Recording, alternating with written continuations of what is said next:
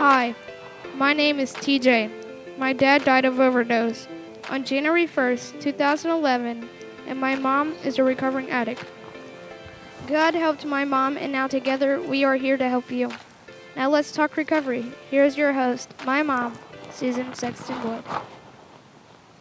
Hi, and welcome to Let's Talk Recovery. I'm your host for today, Debbie Lahman, and I want to welcome you. And I also want to have you meet one of our special guests today. We have Peter Dunn with us, and Peter is from Rushville, and he's going to talk in a second. But I don't want to also forget my co-host today, which is Steph Alana. Steph is our marketing specialist at Unchained Praises.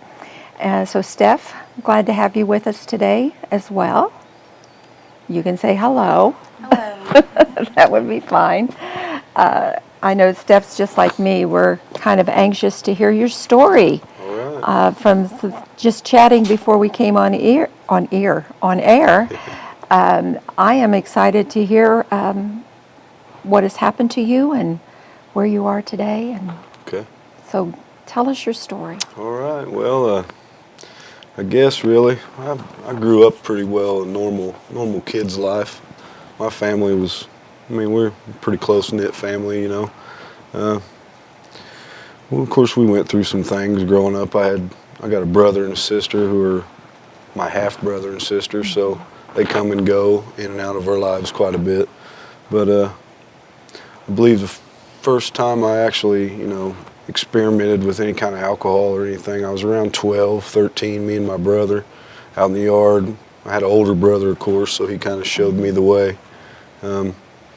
And at that age, I was more of a follower. I wanted to fit in with my brother, be a part of, I wanted to be cool. So I did what he did, tagged along with him, hung out with some, his buddies, which was older, and they was all into things that 12, 13-year-old kids shouldn't be into, We started drinking quite a bit. First, it's just having some fun. Got into high school, and I was always a good student too. Up until that point, I was on the honor roll. I made good grades, but I started using drugs and drinking quite a bit in high school. I started smoking weed in high school. Continued on. My grades started slipping, of course. I'd get into some trouble and got suspended from school a few times. Got till I was about 16. When I really started using drugs like full time, pretty much. Of course, I was using a little bit of everything. I was drinking every weekend. I was smoking pot daily. That was something I did on a regular basis. But at that time, we was dabbling in, pain medications and things like that. At that time, anyway. 16, I decided to quit school. Worst mistake I made, I thought I had it figured out. I had a job. My dad did construction my whole life, so I quit school and directly went into work. Of course, in the construction field, I was around quite a bit of wild guys, people partying, getting high on the job, and I just kind of blended in. Like I said, I was a follower at that age. I was 16, 17, I continued to work. I hadn't been in any trouble up until that point, I kind of steered clear of the law. I got to be 18 years old and got my first arrest then. I got pulled over. We was riding in a car, had some marijuana, got pulled over, of course. I went to jail for my first time. My parents, always there for me, bonded me out. Of course, throughout my life, my folks always kind of pulled me out of trouble every time I got into it. So they kind of enabled me to, like my consequences weren't really consequences at this point. I did things, but I never had no repercussions because they kind of paid my way out of things.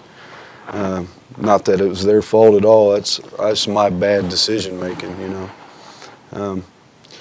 I got married at the age of 21, had my first kid. I stopped using drugs. I stopped doing everything. I lived a good life for probably 2 years. Me and my wife went through a rough spot. We actually got pregnant with my daughter, who she carried 9 months and lost her. It's kind of hard on my family. Took me in some sort of a depression. She was in a depression state. Sure. I reached out to drugs again. That's what I knew got me through hard times, and I really went deep into it then. At the age 18, 19, I also was experimenting with methamphetamines, cocaine, things like that, because I worked a lot. It kept me going. I thought it was the thing to do. It made me money and things. So after my daughter passed, like I said, my depression and my addiction spiraled out of control to the point where I lost my wife. Even got worse after that. 23 years old, I caught my first felony, possession of methamphetamines. I went to prison for a year. I got out. You think that would stop a guy from using drugs and ruining his life, all the bad things. And like my family the whole time was there for me. This whole time they was there for me while I was in prison. They came see me. They wrote me. It was terrible to even say this, but I think prison wasn't even that bad for me at this point. I was still in a depressed state. But anyway, I got out of prison.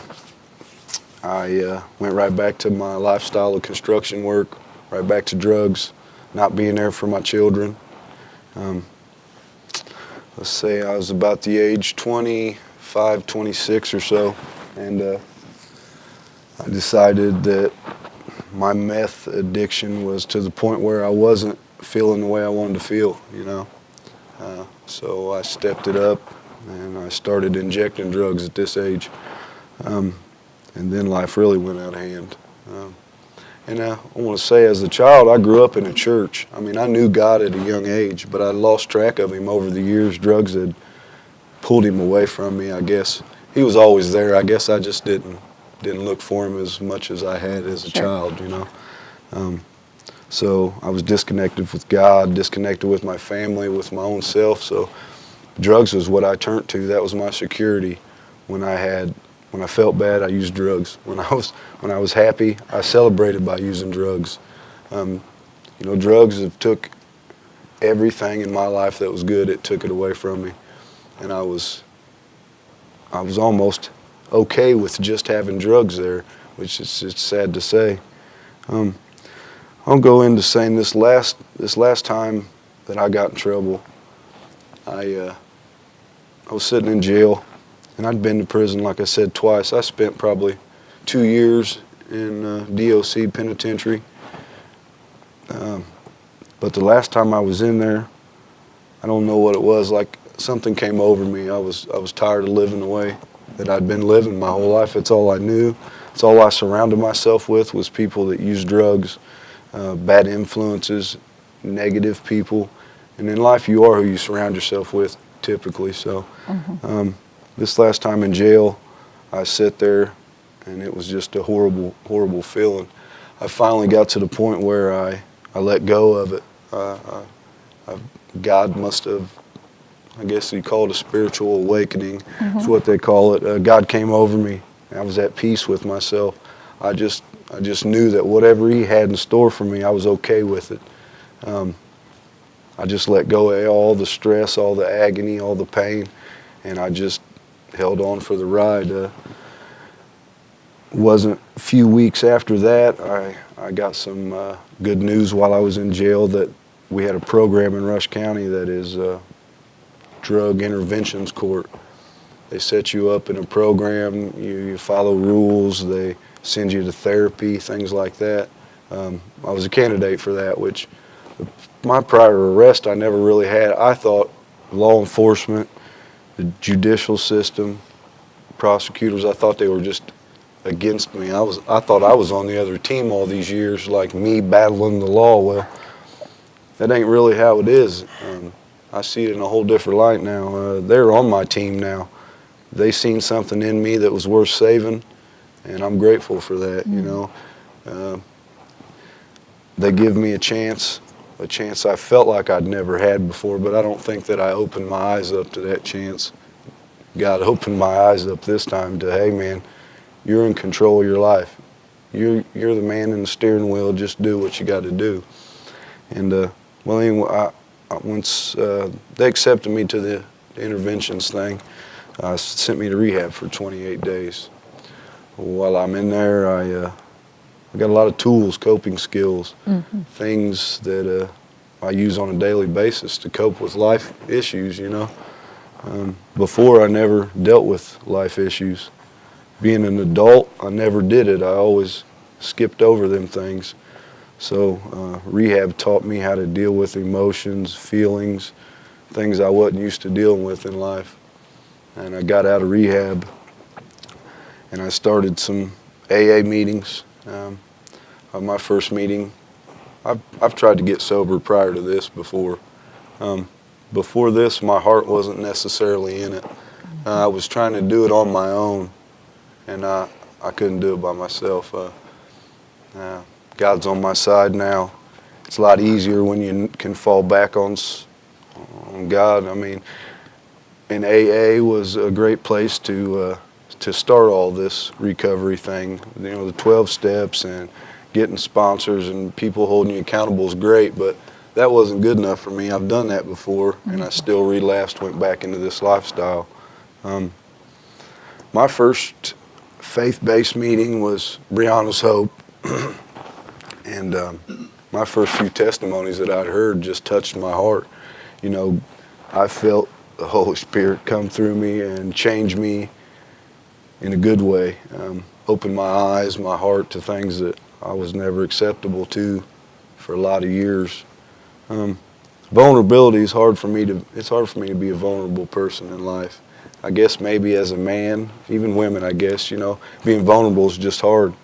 But You think it shows weakness if you're vulnerable? I was raised up to believe it's weakness, you know, But you know it's not. I think it's a strength nowadays. Oh, yeah. I don't think you get anything worthwhile in life unless you're vulnerable to feelings and emotions and pain. But faith-based recovery is where it's at for me. I know it ain't for everybody, but it is for me. God has worked things in my life I couldn't even imagine.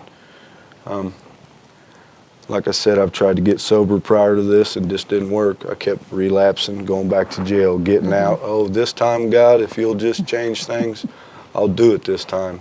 And I don't know what's different about this go-around, but something's definitely different. You know, How long have you been sobered, and how long have you been in recovery? I've been in recovery this go-around. I got out of rehab October the 26th of last year is my last day of using drugs. So I'm working on 5 months here in a few days, which is a huge accomplishment for me. Sure. I've tried this a few times, and I've never been to this point.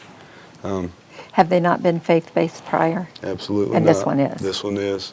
Actually, I'm in a couple different faith-based programs. Oh, sure. Celebrate Recovery. I attended every Sunday. Brianna's Hope's another one. I attended every Wednesday in Rushville. I'm going to go this Sunday to Red Key, where it originated, and watch a man give his testimony there, which I'm sure will be another inspiring moment in my... When you hear those testimonies, just like what you're sharing here, when you hear those testimonies from actual people that you physically can see and maybe touch, you know, whatever, it makes a difference. Absolutely. You see the meat, if That's you will, right. you know. You see feelings and emotions, and Yeah. anybody can tell a story, but when they're real, it's Oh, touching, sure, you know? sure. Absolutely. So where are you, so what is your life like today? Today, my life's amazing. I wake up every day grateful to be alive. I attend 4 to 5 recovery meetings a week. I'm in parenting classes. I'm a father. I got 3 children, so... You do have 3 children. Absolutely. What are their ages? 16, 16, and 12. So teenagers are hard. No. I wasn't a father for a lot of years of their life, so Sure. I just want to be the best person today I can be for them. They deserve that, you know. God in recovery has given me my own place. Never had one in my life, really. That was mine. I could call my own. I'm getting my license back here in a week. My boys stay with me 5-6 days a week. I pretty much have joint custody of my children. I've never had this in my life, you know. My ex-wife, we have a relationship. We co-parent. Prior to any of this stuff, we were kind of enemies, you know. I was always blaming things on her, and she was always mad at me because I wasn't living right. But it's just amazing what recovery, what God's done for me. My parents, you know, as a child, you always want to make your parents proud, and I fell short of that my whole life. Nowadays, my dad talks to me every day. I'm proud of you, son. I'm glad of what you're doing. You know what I mean? I got nephews. I got family members that I want to be a good role model for. My sons especially. I want to show them there's a way of life besides drug use and criminal activity and things like that. They've seen that from me their whole life, you know, unfortunately. And I've changed everything I can think of. My peers, first you change your people, your places, and your things. And a lot of things fall into place after that. I changed my surroundings. I'm not one to talk about my feelings or things like that. I try to do that as much as possible. I have therapy sessions I go to once a week, super helpful. As much as I can talk to people and tell them how I feel, my opinion, the way I look at things, I know there's somebody else out there. Maybe not quite maybe not a bunch, but there's somebody out there that see things the way I've seen them or the way I feel them, and I can help somebody. I'm going to. Well, help somebody right now. Absolutely. Tell them, what would you tell, what do you tell your sons? I'm sure you talk with them and absolutely. You know, so what do you tell them? You know, at first, I just want my kids to know that God is there always. I need my kids into church more. That's one of my huge goals in life is I grew up in a church and I still lost track. My sons really haven't been a part of any kind of congregation, any church, and that's something that anybody can get. I mean, anybody can get something out of that, you know. I'm blessed every day. I mean, reach out, ask people for help. Somebody out there cares. Lots of people care. If you don't ask, you won't receive, you know, just like anything else. If you don't ask for it, you're not going to get it. Prayers, you got to pray and look for those blessings. They come, maybe not when you want them, but when you need them, they're there. You know? Absolutely. For sure. Absolutely. I am so sorry, excuse me. When you think about where you are and where you've been and how you got there, is there any one person that you see immediately that pops into your mind that was a turning point for you? Yes, ma'am. Actually, while I was in jail, the last time they have guys that come into the jail and they talk recovery. I mean, there's preachers that come to the jail, of course, and it's been the same guy in my county that comes there. He's been coming there for 20 years. But a buddy of mine, Justin Sullivan, he showed up in the jailhouse the last time I was in there, and he had an AA meeting.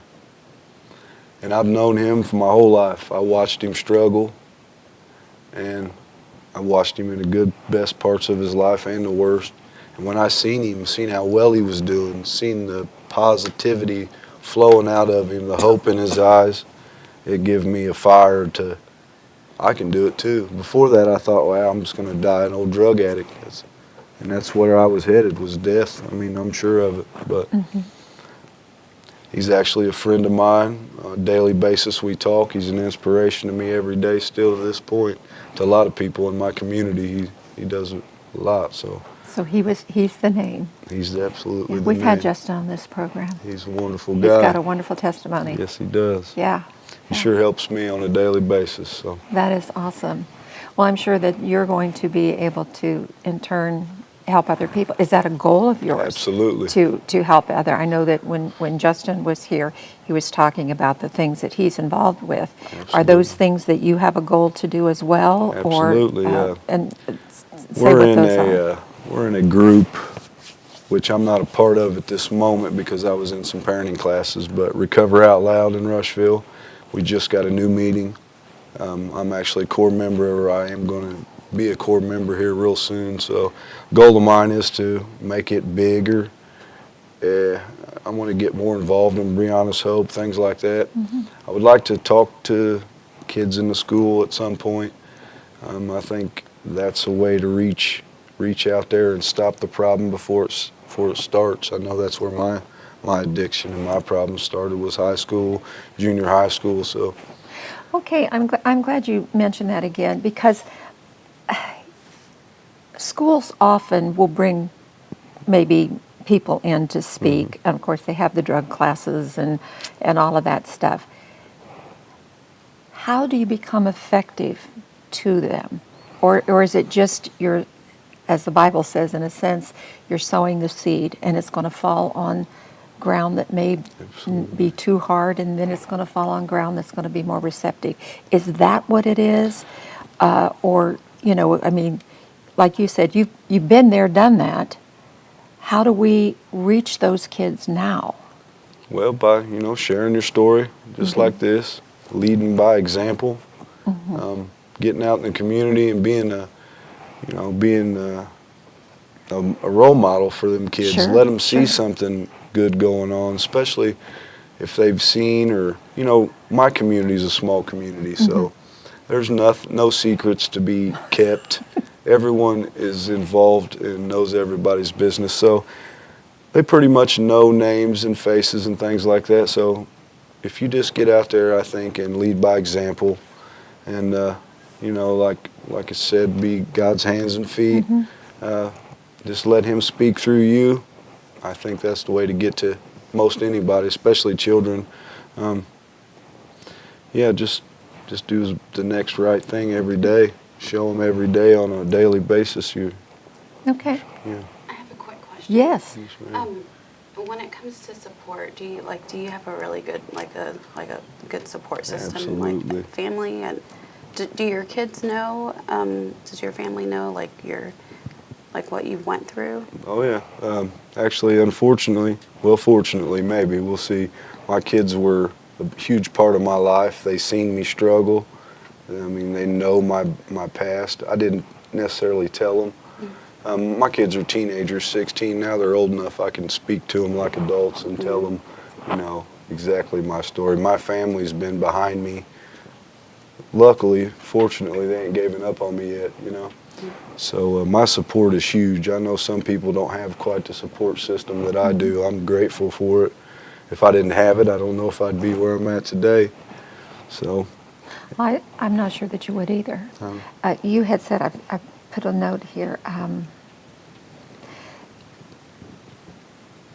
I think a lot of people, I wrote a note here that says life issues, but now I can't remember I should have put a little more on that. But I think what I was wanting to hit on that is that life is hard. It's always going to be hard. It's never a bowl of roses or cherries or whatever, Is that something that you address? You talk a lot about your boy. You have 3 boys, is that I it? got 2 boys and a girl. Oh, you do? You have a Yeah. girl? She's 16. My son's 16, and I have a 12-year-old son also. So. Okay. And Got how my about the hands full. girl? How is how's that relationship? Me and my daughter have a great relationship. We were friends prior to me getting sober, and in my addiction, I couldn't really be the father figure, set rules and limits for my kids, so it's hard for her adjusting now that I'm sober, to be honest. My life's better, and she's not adjusting very well, I think even though it's a good change, kids don't really like change, and she's having a hard time dealing with it now. She feels like maybe her friend ain't there no more, that I was the friend before. Now I have to be dad, set rules and limits and things like that. So you didn't do that previously. I didn't set limits and you rules, just no. do what you want to. Pretty much, Okay. And unfortunately. so now you're saying, nah. Yeah, I want to correct those problems now instead of. Well, and I that's just probably wanted what her you're to learning. love me before, so. Well, and that's probably what you're learning in those parenting classes Yes, ma'am. too. And Steph, you've taken parenting classes as well. What is the highlight? What do you come away with that, especially when, like you said, you've been with your children or have seen, how either one of you, how do you deal with that? How do you get through to your children? Oh gosh, it's just a big learning process. It's a lot of, going back and just admitting your mistakes to them and just making sure that they understand that, you've made your mistakes and that you just, it's a lot kind of, sometimes you just have to do things over. I mean, you can't really go back in time, but you have to like just explain to them and talk to them and let them know that you've made mistakes and Okay. just a lot of talking. And Peter?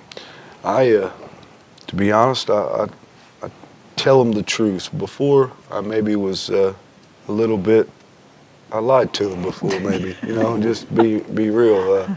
Now I'm transparent with them. I let them know the truth, what my actions are, what the reasoning behind my actions are now, and what they were then, so maybe they can kind of get some insight on, brain or thought patterns and things like that, because if you can stop them thought patterns prior to them happening, they won't turn into something bad, Well, and then you're also, if I'm correct, are you not also saying, I did this, it's not right, That's right.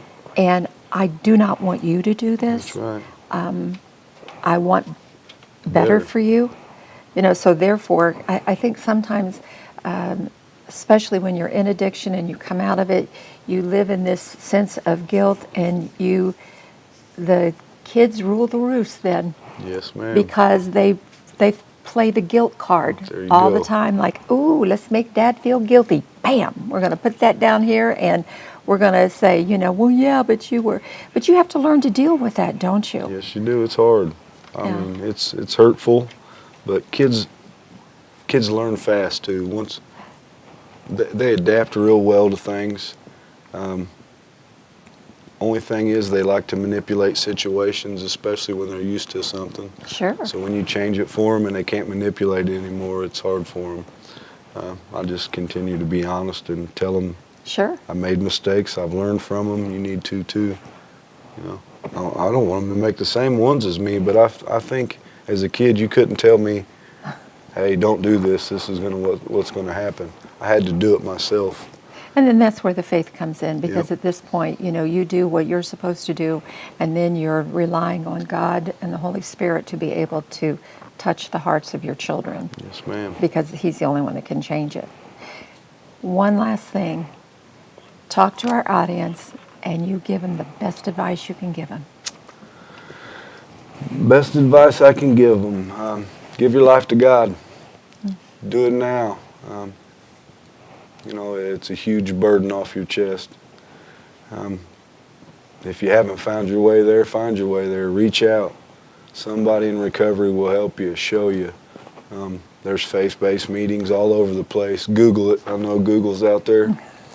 It's the answer to everything nowadays. So my answer is find God. Give your heart to God.